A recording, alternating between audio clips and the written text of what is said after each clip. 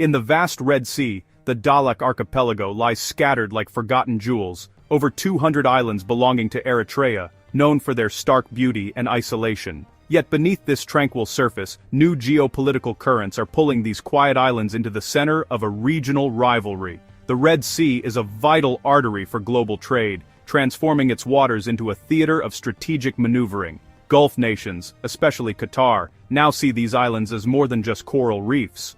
They're a stepping stone to new influence. The interest in Dahlak is a microcosm of a larger global shift, as powers like the US, China and Russia recalibrate their strategies around strategic intersections like the Red Sea.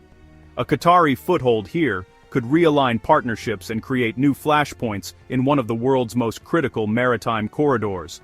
This is about Qatar's quest for strategic depth, Eritrea's balancing act, and the escalating Gulf rivalry, now playing out on a maritime stage. The future of these quiet islands could shape the future of regional security. The story of Dahlak by 2030 is one of ambition, geography, and the intricate dance of modern power politics. The Red Sea, once a crossroads of ancient empires, is now a critical arena for modern geopolitical competition. Connecting the Mediterranean to the Indian Ocean, it's a choke point for global trade, 12% of which passes through the Bab al-Mandeb Strait. Instability here sends shockwaves through the global economy, prompting nations to actively shape the region's security. Djibouti now hosts bases for the US, China, France, and others, a testament to the Red Sea's strategic value. The competition isn't just global. Gulf states like Saudi Arabia, the UAE, Turkey, and Qatar are all building influence along these shores. The Red Sea scramble is about controlling maritime choke points and logistics, not just land or oil. Ongoing conflict in Yemen has only amplified these concerns, making the Red Sea a central front in the contest for influence. Every port, island, and alliance now carries immense strategic weight. The Red Sea is no longer peripheral. It's a crowded, competitive maritime space. The Dahlak Archipelago's strategic value is clear on any map. Positioned near the Bab al-Mandeb Strait, it offers a commanding view over global shipping lanes. Control here means the ability to monitor and influence maritime traffic between Asia and Europe. The Soviets once used Dahlak as a naval outpost, proving its military utility. Today, its proximity to Yemen, Saudi Arabia, and Sudan makes it a prime platform for intelligence and rapid response. For Eritrea, Dahlak is a sovereign asset to be leveraged. For outside powers, it's a rare strategic foothold. Its location, military history, and closeness to conflict zones make it a coveted prize. Dahlak is a key piece on the Red Sea's geopolitical chessboard. Qatar's foreign policy has transformed since the 2017 Gulf crisis, pushing it to seek strategic depth beyond its borders. Vision 2030 drives Qatar to expand its economic, diplomatic, and military reach, especially south, toward Africa and the Red Sea. A presence in Dahlak would let Qatar monitor shipping lanes vital for its LNG exports and project influence in the Horn of Africa. It's also a direct response to UAE and Saudi moves in the region, as Qatar seeks to leapfrog rivals and build its own sphere of influence. Partnering with Eritrea would signal Qatar's independence and challenge the regional order. This is about transforming Qatar from a Gulf state into a globally connected middle power. Africa's resources and markets are central to this vision, and the Red Sea is the gateway. For Qatar, Dahlak isn't just an island, it's the key to a new chapter. Eritrea, as owner of the Dahlak Archipelago, is the indispensable gatekeeper in this drama. President Isaias Afwerki's government is fiercely independent, wary of foreign entanglements, and deliberate in its choices. Eritrea knows the value of its coastline and islands, and any deal with Qatar would be scrutinized for alignment with national interests. Eritrea seeks a partner, not a patron, resisting dependency or loss of autonomy.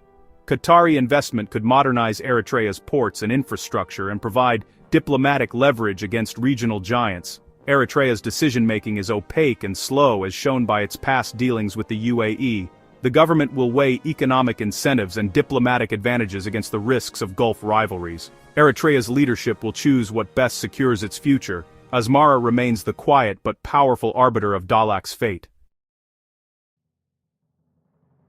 A Qatari presence in Dahlak would send shockwaves through Gulf rivalries, especially with the UAE and Saudi Arabia. The UAE, with its network of ports and past military presence in Eritrea, would see Qatar's move as a direct challenge. This could trigger new rounds of competitive investment and diplomacy across the region. Saudi Arabia, pursuing its own Red Sea ambitions, would also view a Qatari base as an encroachment. Conversely, Turkey would welcome Qatar's move, strengthening their partnership and creating a friendly axis across the Red Sea.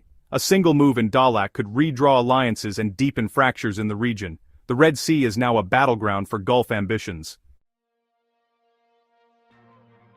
If Qatar secures Dahlak, its presence will likely be subtle but effective, not a massive base, but a dual-use port blending economic and strategic functions. A modern logistics facility could support Qatar's navy and serve as a commercial hub for East African trade. This extends Qatar's naval reach while intertwining security with economic expansion. Qatari investment might also develop tourism and modernize the local fishing industry, building goodwill with Eritrea. This dual-use strategy gives Qatar a strategic foothold, while framing its presence as economic development. Eritrea can justify the deal as investment, not just a military concession. Qatar's blueprint is smart power, a subtle but significant footprint advancing its goals. Dahlak becomes both a gateway and a symbol of Qatar's ambitions. A Qatari flag in Dahlak would not go unnoticed. Ripples would reach Cairo, Addis Ababa, Washington, Beijing, and Moscow. Egypt, guardian of the Suez Canal, would be wary of any new military presence near its vital waterway. Ethiopia might see opportunity in modernized Eritrean ports, but also risk if Eritrea's hand is strengthened. The US would have mixed feelings, welcoming help with maritime security, but wary of escalating Gulf rivalries. China and Russia would see Qatar's move as part of the shifting multipolar order, analyzing its impact on their own ambitions. China, with its Djibouti base, would assess how Qatar's presence affects its Belt and Road plans. Russia might seek to deepen ties with Eritrea or other regional actors. A Qatari foothold in Dahlak becomes a new data point in global strategic calculations. The world's powers would watch closely as the Red Sea's balance shifts.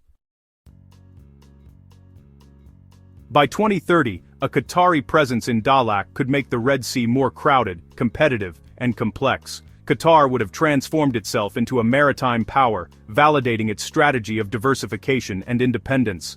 Eritrea would benefit from modernized infrastructure and a stronger, diplomatic hand. The Red Sea would shift from a Saudi Emirati duopoly to a multipolar arena with new alignments and deeper fractures. But this scenario is risky. Competing Gulf powers could escalate tensions, turning the Red Sea into a tinderbox.